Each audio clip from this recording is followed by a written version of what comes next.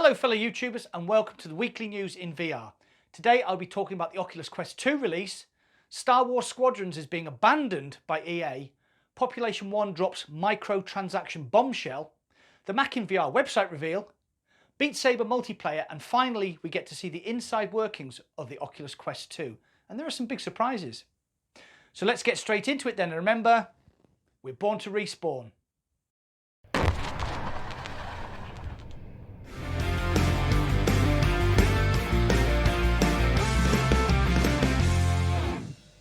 Before we hit the news, the channel is growing rapidly, so if you enjoy the madness that is Mac in VR, please like this video and subscribe to the channel. I'm now also on Instagram, so if you like watching confused old people try and get their heads around new types of social media, pop down and have a laugh. The Oculus Quest 2 has released and the future of VR never looked so white. I pre-ordered mine during Oculus, Facebook Connect 7. I literally pressed purchase as the Zuckmeister uttered, now available for pre-order. So assumed it would be first come first served, and despite taking my money 2 weeks ago, my Quest 2 still hasn't arrived. So I clicked and collected down my local branch of Argos, which was super easy and convenient, as it's only 10 minutes away and my Oculus pre-order is going straight back if it ever arrives.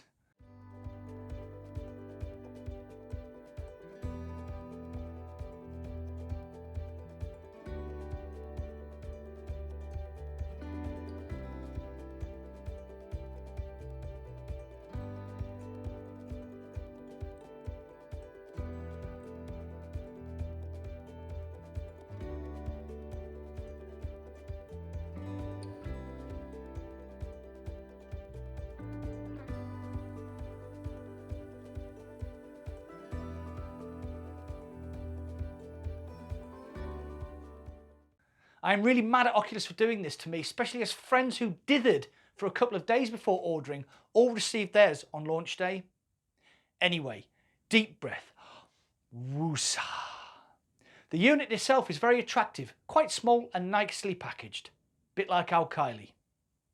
The screen is pin sharp and the colours are good. I played the updated Onward and it all looked very nice, so I'm happy with my purchase and not a jot of buyer's regret. All I need now is my Elite battery strap and carry case to turn up at some point. There is a downside at the moment though. You may remember I mentioned a conflict between the Guardian system and the Quest 2 running at 90Hz refresh rate in-game. John Carmack spoke about this in his excellent live and unscripted speech during Facebook Connect 7. See, I didn't even say Oculus Connect 7. Anyway, this has still not been resolved and only the home screen can run at 90Hz refresh until a patch comes out, which will be with us soon. Probably about the same time my Quest 2 gets delivered by Yodel.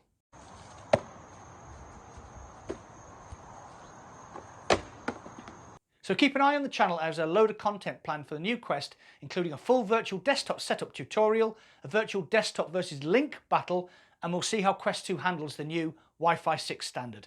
All very exciting stuff. Did your pre-order turn up on launch day, or did you go outside into the real world and purchase it from a real shop? Get involved and comment down below.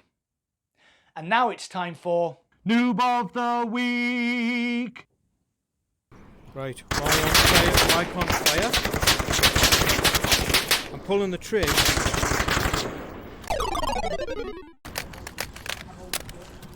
Bollocks. Nah.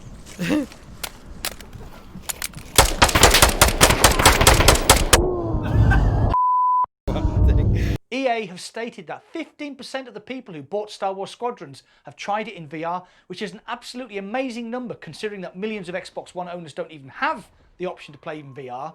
Lots of people have VR headsets on back order and nearly all HOTAS sticks have sold out. I've been playing it on my Valve Index using my Thrustmaster T-Flight X HOTAS and it has been an exhilarating ride. Keep an eye out for my multiplayer review, which should be dropping very soon. Despite the high volume of sales and the fact the game has been greeted with rapturous reviews by Star Wars fans and the general gaming community, EA have stunned everyone by stating they are not planning to release any new modes, new ships, or DLC of any kind. I mean, which dumbass made that decision? Especially since EA have a track record of releasing lots of content for their other Star Wars franchise, Battlefront. Battlefront 2 received no less than 5 huge content updates before EA stopped development in April 2019. It seems very short-sighted to me, as the promise of future updates, more ships and maps can change the meta drastically, inject fresh life and new players into your game. Maybe they will realise the error of their ways and have a change of heart, particularly as they already have a huge library of assets sitting around from Battlefront 2. It's time for Anorak Corner, featuring Malcolm. Did you know, despite its iconic status, the iron bikini worn by Princess Leia at the beginning of Star Wars Return of the Jedi was seen as a controversial attempt to sexualise the character to appease male fans? Carrie Fisher, who played Princess Leia, was also not fond of the costume. I remember that iron bikini I wore in episode 6. It's what supermodels will eventually wear in the 7th Ring of Hell. But later she stated that she had enjoyed killing Jabba the Hutt. Because of this one scene, I have developed a fetish for women in metal underwear. The soon-to-be-released Population 1, a battle royale game in VR, has stirred up controversy by announcing it will have microtransactions despite launching as a full-price $30 game. The developer Big Box has assured the VR community that all microtransactions are cosmetic only, gun skins, character skins. There will be no pay-to-win items in the game. Now, this has angered some YouTube content creators who have been given early access and an NDA and released videos recently showcasing gameplay. The popular VR content creator Nathy went on Twitter saying, "It is just uncool to add this stuff after you let YouTubers and press review your game so that they do not get the chance to mention it in the first place." How do you feel about microtransactions in VR games? Comment down below. While we're on, I now have a website dedicated to the channel. It is a work in progress, so it will improve as we go on, and I have big plans going forward. Check it out. I've linked it in the description below.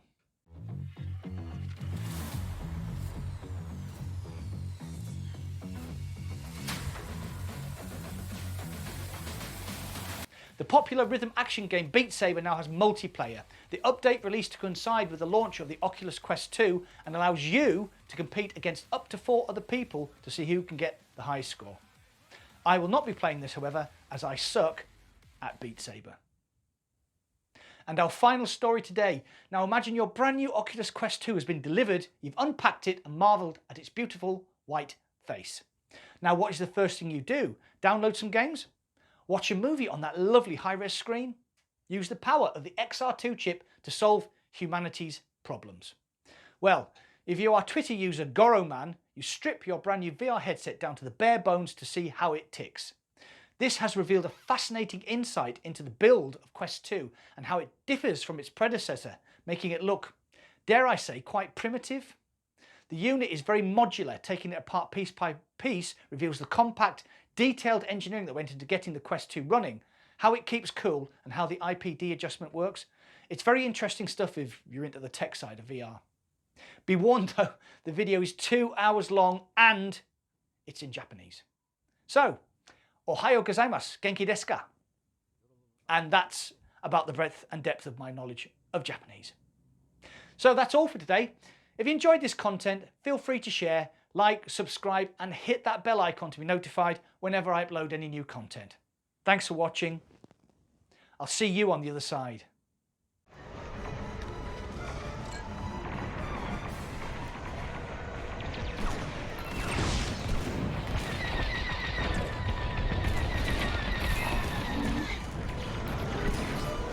Behind you, Titan 2.